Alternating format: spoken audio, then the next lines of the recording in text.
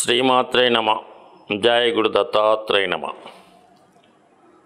ఈ వీడియోలో మనం కర్కాటక రాశి వారు జీవితాంతం పాటించవలసినటువంటి నియమాలు గురించి తెలుసుకుందాం. కర్కాటక రాశి సహజ రాశి చక్రంలో 4వ రాశి. మాతృస్థానం, సుఖస్థానం, వాహన స్థానం. ఇది జలతత్వ రాశి, మోక్ష రాశి. అంటే మానవుడు ప్రశాంతమైన జీవితాన్ని, ఎటువంటి కష్టాలు ఇబ్బందులు లేని అమ్మ ఒడి లాంటి కమ్మనైన జీవితాన్ని గడుపుదామనుకునే రాశి కర్కాటక రాశి. అందుకే ఈ రాశికి అధిపతి చంద్రుడు.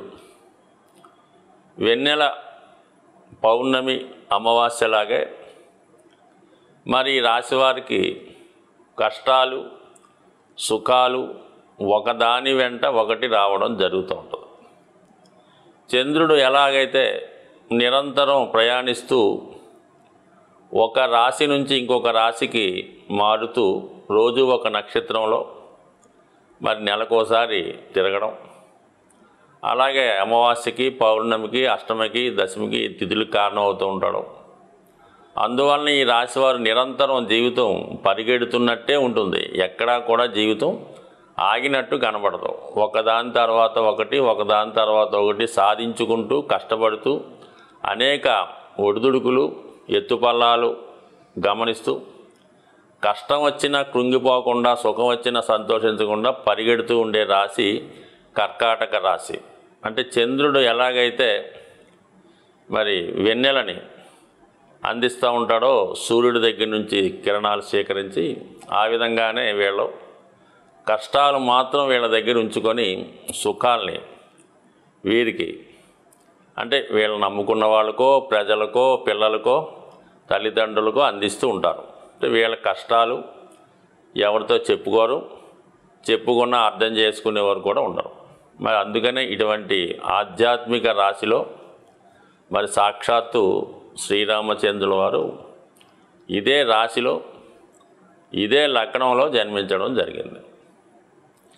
నక్షత్రాధిపతి చంద్రుడు అవటం వల్ల గౌరీదేవి మరి శ్రీరాముల వారు ఇదే నక్షత్రంలో కొలువై ఉంటారు, ఇదే రాశిలో. పునర్వసు 4వ పాదం ఇదే రాశిలో ఉండడం వల్ల కంప్లీట్గా మరి చేంజ్ మాట, కంప్లీట్గా మార్పు, విద్యా సంబంధించిన విషయాల్లో కానీ పరిసరాల్లో కానీ ఒక మంచి మార్పు ఈ రాశి వారికి రావడం జరుగుతూ ఉంటుంది. అంటే వీళ్ళ జన్మించక ముందు వాళ్ళ తరం, వాళ్ళ జీవితం ఒకలాగా ఉంటుంది. వీళ్ళు జన్మించిన తర్వాత లైఫ్ చాలా మోడరేట్గా, చాలా ఇంప్రూవ్మెంట్గా ఉండడం జరుగుతూ ఉంటుంది. అయితే విధివశాత్తు వీళ్ళ జన్మించిన నాటికి కొంత వీళ్ళ పెద్దలు కొంత ఆస్తి పోగొట్టుకోవడం, చాలా వరకు పేరు మిగులుతుంది తప్ప స్థిర చరాస్తులు లాంటివి చాలా వరకు లేకుండా పోవడం జరుగుతూ ఉంటుంది. మళ్ళీ వీళ్ళు కొంతవరకు కష్టపడో నష్టపడో దాన్ని నిలబెట్టుకునే ప్రయత్నం చేస్తూ ఉంటారు.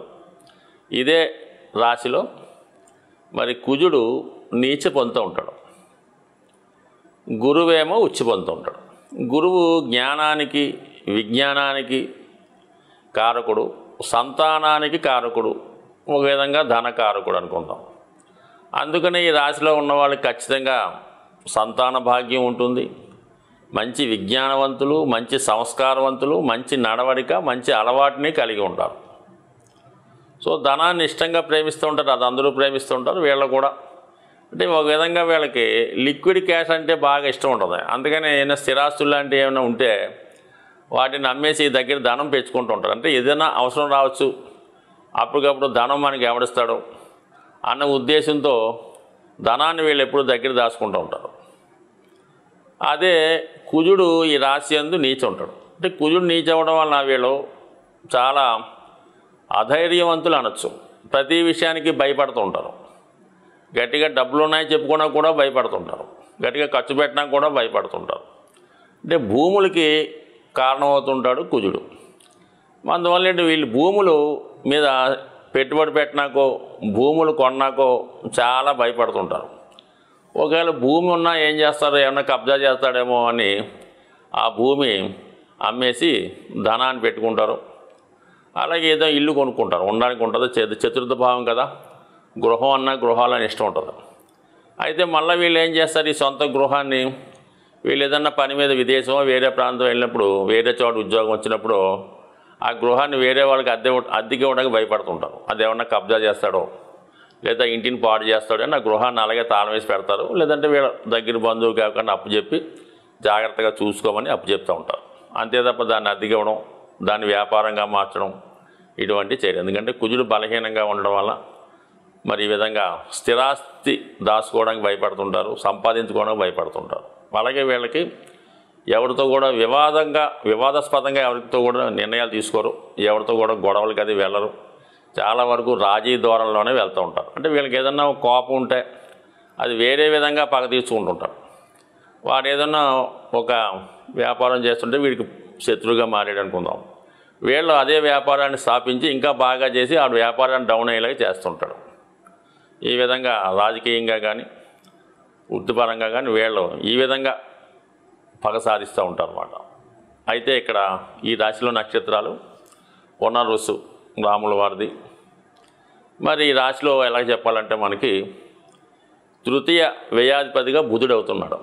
ఒక విధంగా బుధుడు కూడా సోదరులకి కారణం అవుతుంటాడు. అందువల్ల ఈ రాశిలో జన్మించిన వారికి అన్నదమ్ముల వల్ల నష్టాలు, అన్నదమ్ముల వల్ల కష్టాలు, ఇబ్బందులు ఉండే అవకాశం ఉంది.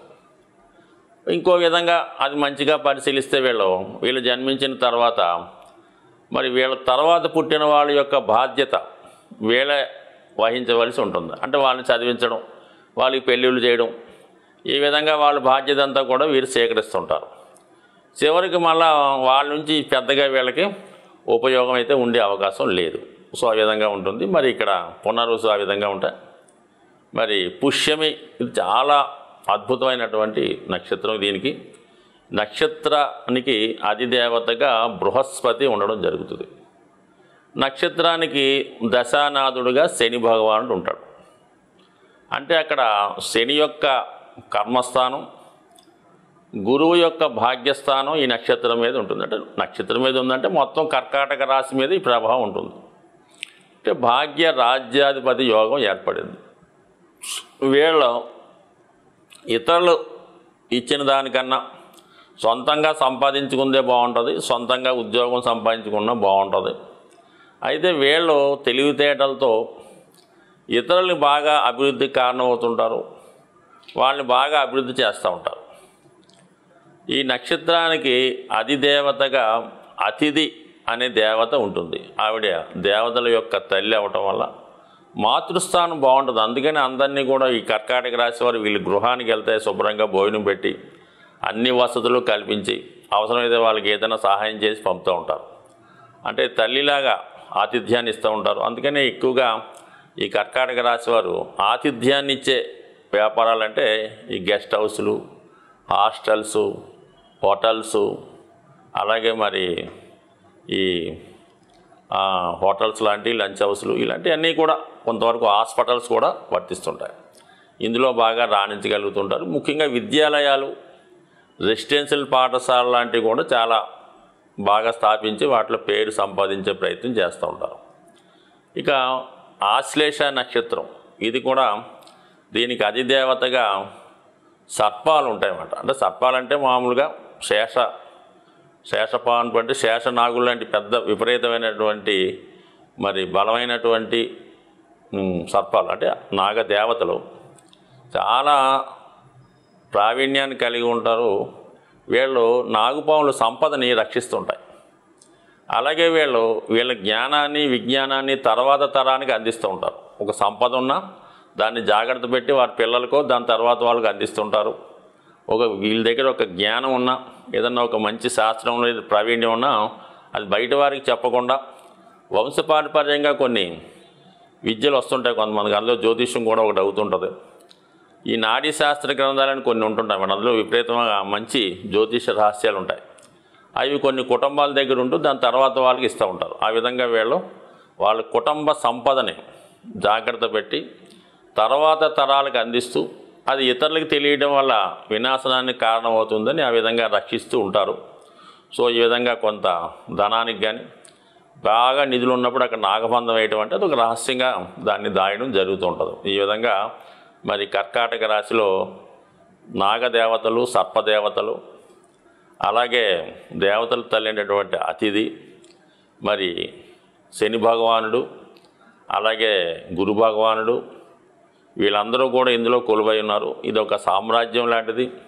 సో ఏదైనా కర్కాటక రాశి బాగా ఎఫెక్ట్ అయ్యి మంచి గ్రహాలు అందులో ఉంటే జాతకుడు జీవితాంతం సుఖపడుతూ 10 మందికి సుఖాన్ని పంచిపెట్టే స్థితిలో ఉండే అవకాశం ఉంటుంది.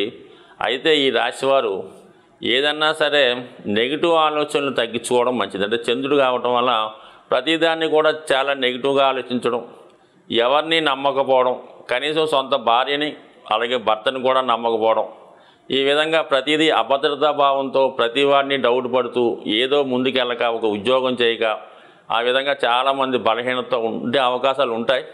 అందువలన కంపల్సరిగా మరి నమ్మాలి, అవసరమైతే ధైర్యం చేయాలి, స్వతంత్రంగా దూసుకెళ్ళాలి, సామర్థ్యంతో ముందుకెళ్తే కంపల్సరిగా ఈ రాశిలో ఉన్నటువంటి సామర్థ్యం ఎవరికీ ఉండదు. అయితే వీళ్ళు దాన్ని ఉపయోగించుకోలేకపోతుంటారు. వాళ్ళే నమ్మరు. ఆ కారణం వల్ల వీళ్ళు పెద్దగా వెలుగులోకి రాలేకపోతూ ఉంటారు.